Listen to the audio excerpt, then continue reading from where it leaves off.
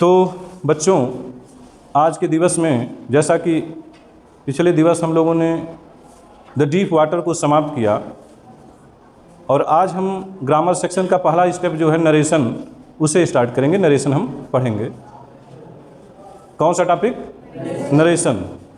तो आइए देखते हैं।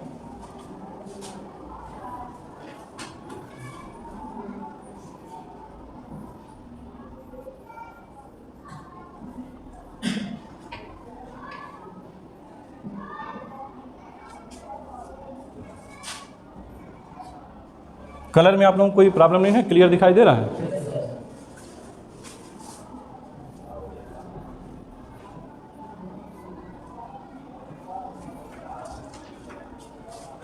नरेशन मीन्स होता है कथन, और नरेशन मीन्स वर्णन भी होता है। जिस तरह से लाइक मीन्स तरह और लाइक मीन्स पसंद होता है, ऐसे नरेशन का मतलब कथन भी होता है और नरेशन मीन्स वर्णन भी होता है। तो यहाँ ग्रामर सेक्शन में नरेशन का मतलब जो होता है वो कथन होता है। नरेशन के दो भाग हैं। नरेशन के कितने भाग हैं? दो भाग हैं, जिसमें पहला भाग है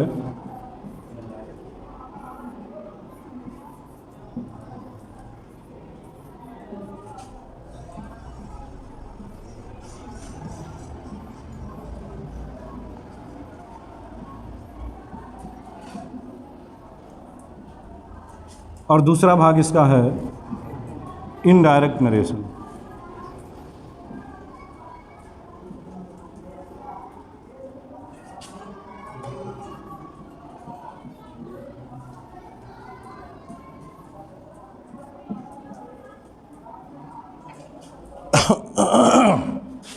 डायरेक्ट नरेशन में होता है प्रत्यक्ष कथन।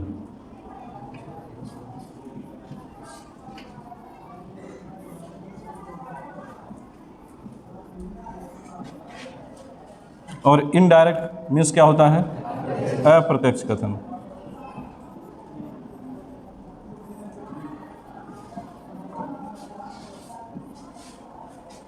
अब बच्चों, डायरेक्ट नरेशन प्रत्यक्ष कथन और इनडायरेक्ट नरेशन मीन्स अप्रत्यक्ष कथन, ये क्या होता है इसे हम समझते हैं।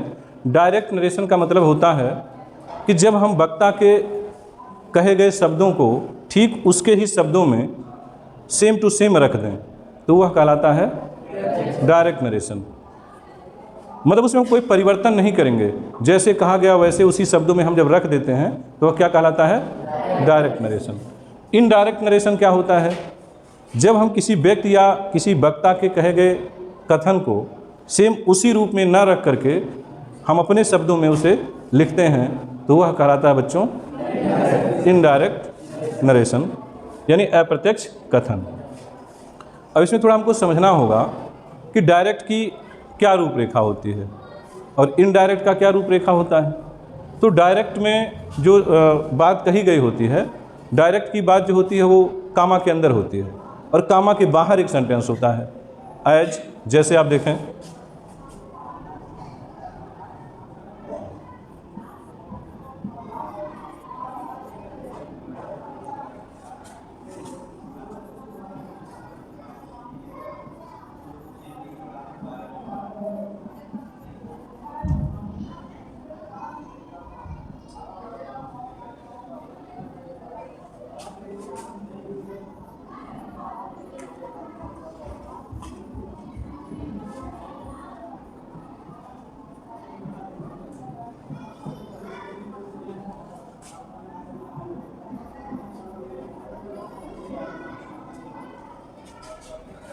सेंटेंस क्लियर आप देख पा रहे हैं? सेंटेंस क्या लिखा हुआ है? Ram says to Hari, comma, फिर इन्वर्टेड कॉमा में लिखा है I am going to school today.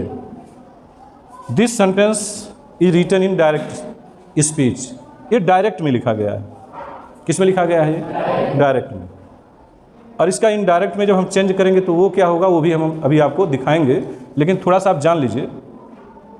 ये जो डायरेक्ट है ना, इसके दो भाग हैं। डायरेक्ट के कितने भाग हैं? दो भाग होते हैं। पहला भाग है ये और दूसरा भाग है ये। ये कामा के बाहर वाला वाक्य है और ये कामा के अंदर वाला वाक्य है। इसे हम सरल भाषा में समझ सकते हैं। तो जो कामा के बाहर वाला वाक्य होता है उसको हम रिपोर्टिंग वर्ब कहते हैं। क्या कहते हैं? रिपोर्टिंग वर्ब कहते हैं। और जो कामा के अंदर का वाक्य होता है उसे रिपोर्टेड स्पीच कहते हैं। क्या बोलते हैं? बाहर वाला, अंदर वाला, रिपोर्टेड स्पीच। अब रिपोर्टिंग वर्ब और रिपोर्टेड स्पीच को हम शॉर्ट में लिख सकते हैं आरबी और आरएस। क्या लिख सकते हैं? आरबी और आरएस। आरबी हो गया ये, और ये हो गया आरएस। क्या हो गया बच्चों? ये बाहर का वाक्य क्या हो गया ये, और कामा के अंदर का वाक्य जो हो गया वो आरबी का क्या मतलब, और आरएस का क्या मतलब, रिपोर्टेड स्पीच। तो अब इस रिपोर्टिंग वर्ब और रिपोर्टेड स्पीच के आधार पर आगे हम रूल राइट करेंगे।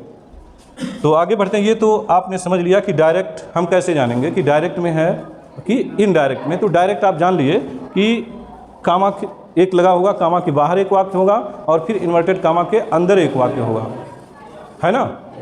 अब इसका इनडायरेक्ट जब हम बदलेंगे तो इनडायरेक्ट देख लीजिए, फिर इसे हम समझाते हैं कैसे ये हो रहा है।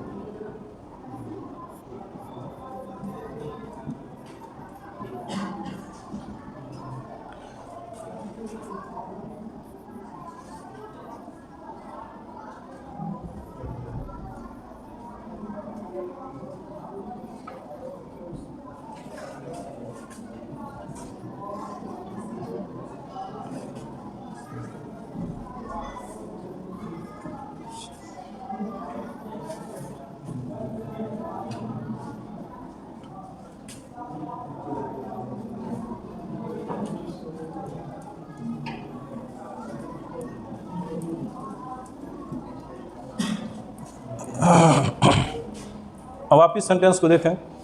हमने इसमें क्या कर दिया, Ram tells Hari that he is going to school that day. उसमें और इसमें हमने डिफरेंस क्या किया बच्चों, ये जो कामा है इन दोनों कामा के मध्य में हम दैट कंजक्शन ऐड कर दिए, और उसके बाद से प्रोनाउन यहाँ जो आई था, आई को हम बदल करके राम के अकॉर्डिंग यहाँ पर ही कर दिए। अब एक ऐसा रूल है कि यदि बाहर का वाक्य यानी रिपोर्टिंग वर्ब प्रेजेंट टेंस में हो या फ्यूचर टेंस में हो तो अंदर के वाक्य का टेंस नहीं चेंज होता है। इस नाते हमने टेंस नहीं बदला है। लेकिन अगर प्रोनाउन आता है, निकटता सूचक शब्द आता है तो चेंज होता है। तो मैंने प्रोनाउन आई को ही में कन्वर्ट कर दिया, ही में बदल दिया, और टुडे को बदल दिया किसमें, दैट डे में। क्लियर? तो ये सेंटेंस हो गया इनडायरेक्ट में। अब आपको भली प्रकार से ये जरूर समझ में आ रहा होगा कि डायरेक्ट में क्या स्थिति है और इनडायरेक्ट में क्या स्थिति है। दोनों में अंतर समझ में आ रहा है। देखिए, डायरेक्ट हमेशा जब भी होगा तो वह इन्वर्टेड कामा के अंदर होगा, और इनडायरेक्ट जब भी आएगा तो वह किसी कंजक्शन के द्वारा जुड़ा हुआ वाक्य होगा। अब वो कंजक्शन अलग अलग होंगे। जैसे सेंटेंस 5 हम पढ़ेंगे नरेशन के अंतर्गत, तो पाँचों में कंजक्शन भी सब अलग अलग हैं। वो हम आगे जैसे जैसे पढ़ेंगे वैसे वैसे उसे जानेंगे, समझेंगे। यहाँ तक आपको बात समझ में आ गई? ठीक। अब हम आगे बढ़ते हैं। इसके बाद से अब नरेशन के अंतर्गत हम 5 प्रकार के वाक्यों का अध्ययन करेंगे। नरेशन के अंतर्गत कितने प्रकार के वाक्यों का अध्ययन करेंगे? चलिए देखते हैं।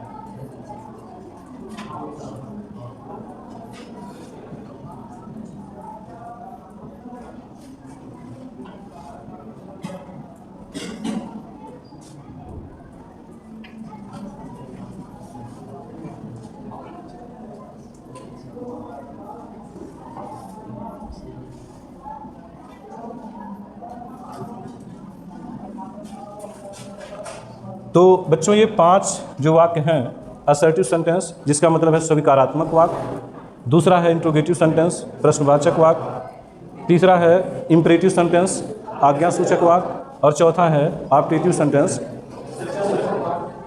और पांचवा है एक्सक्लेमेटरी सेंटेंस विस्मयादिबोधक वाक्य। थोड़ा सा जान लें, जब आपको टेंस पढ़ाया जा रहा होगा तो टेंस के दौरान आपको 5 वाक्य बताए टेंस के दौरान आपको 4 प्रकार के वाक्य बताए गए होंगे। एक अफर्मेटिव सेंटेंस, दूसरा नेगेटिव सेंटेंस,